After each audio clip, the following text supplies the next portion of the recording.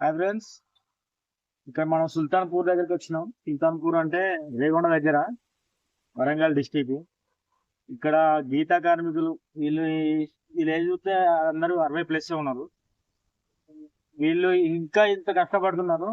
ఒకసారి వీళ్ళ గురించి మనం తెలుసుకుందాం వీళ్ళ మాటలోనే. కాక మీ పేరు? రామస్వామి రాజారి. 67. నువ్వు చదువుకున్నావు?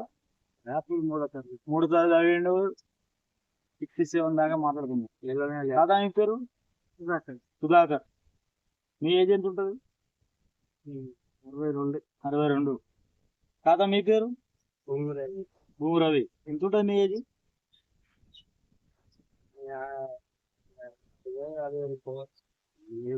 50 దాకా ఉన్నాయి. ఈ ఏజ్ లో మనం అసలు ఎట్లా ఉంటామో మనకు తెలియదు, కానీ వీళ్ళు ఇంతగానో కష్టపడుతున్నారు. మీకు పిల్లలు ఎంతమంది తాత? ఇద్దరు కొడుకులు, ఒకటి ముగ్గురు కొడుకులు. మొత్తం ముగ్గురు. ఇద్దరు అబ్బాయిలు, ఇద్దరికి మీ మా కాలేజ్ నేర్పలేదు. నెక్స్ట్ ఇప్పుడు మీరు కుండలు వేస్తారు కదా, ఆ కుండలు చేసి ఎక్కడ దొరుకుతున్నాయి కుండలు? దొరుకుతలేవు. అంటే మా ప్రతి ఊర్లో అప్పుడు కమ్మరోళ్ళు కుమ్మరోళ్ళు ఉండేది, వాళ్ళ కుల వృత్తులు చేసేది. ఇప్పుడు లేరు, అందరూ పట్టణాలకు వెళ్ళిపోతున్నారు. పట్టణాలలో తెచ్చుకున్నాయి. వెనకట ఎట్లుండే, ఇప్పుడు ఎట్లున్నది మీకు? వెనకట అన్ని దొరికాయి ఇక్కడ. ఇప్పుడు ఎక్కడ మళ్ళీ పోతేనే సిటీకి పోతేనే దొరుకుతుంది. మామూలుగా కట్టులు కొట్టేవాళ్ళు లేడు, కుండలు చేసేవాళ్ళు లేడు. కత్తుల కోసం అడిగిపోతున్నారు, వేరే కాడికి పోతున్నారు. దీని వల్ల మీకు చాలా ప్రాబ్లం అయిపోయింది. గూడెం పోతాను, దూరం పోతున్నారు. గూడెం ఏ గూడెం పోతారు?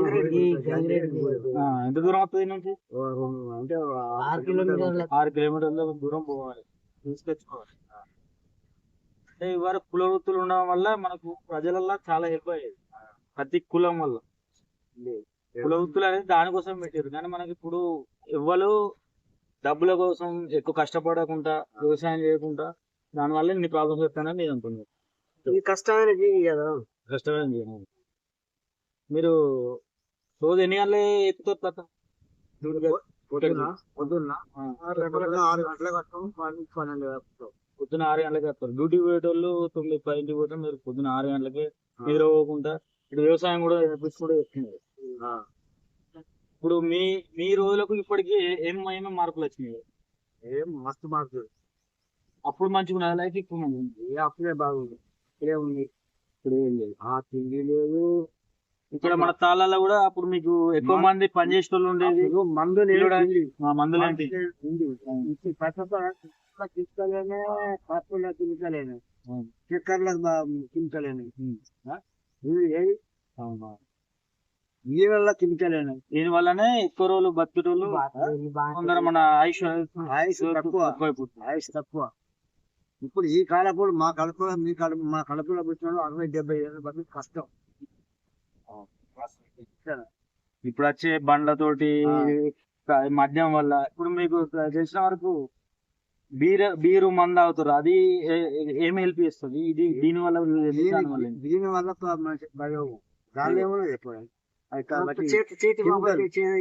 చెట్టు పుట్టింది.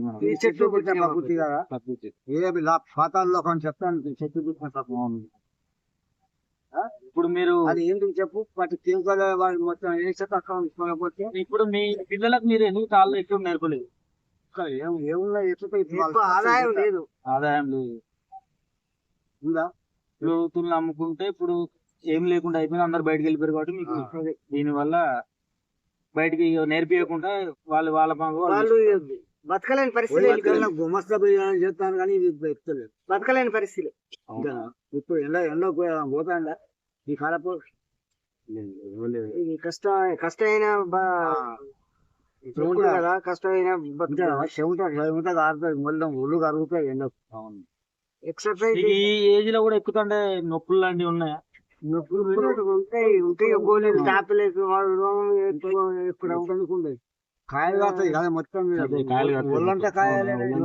నొప్పులు ఇప్పుడు మా గౌడు సుకున్నంత ఒళ్ళంతా కాయ ఏ కులపోయిన చూడండి, అదే క్యాస్ట్ చూడండి. ఒళ్ళంతా కాయలే కాదు.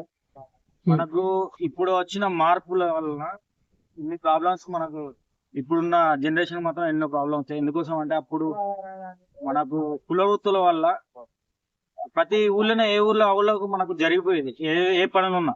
కానీ ఇప్పుడు చాలా ప్రాబ్లమ్స్ అవుతున్నాయి. వీళ్ళు ఎక్కడెక్కడో దూరం పోయి ఇప్పుడు ఏదన్నా వస్తువు కావాలంటే వాళ్ళు దూరం పోయి తెచ్చుకోవాల్సిన పరిస్థితి ఉన్నది. ఇప్పుడు ఇప్పుడున్న కెమికల్స్ తోటి ఉన్న ఫుడ్ మొత్తం మనకు ఆరోగ్యానికి హానికరమే. మనకు వీలైనంత మన కుల వృత్తిని మాత్రం మర్చిపోకుండా ప్రతి ఒక్కరు కుల వృత్తిని కొంచెం నేర్చుకొని మన భావితరాలు నెక్స్ట్ రేపు ఫ్యూచర్ కి మనం ఎంతో అంత హెల్ప్ చేయాలని కోరుకుంటున్నా. మీ నవీన్ మాచర్ల.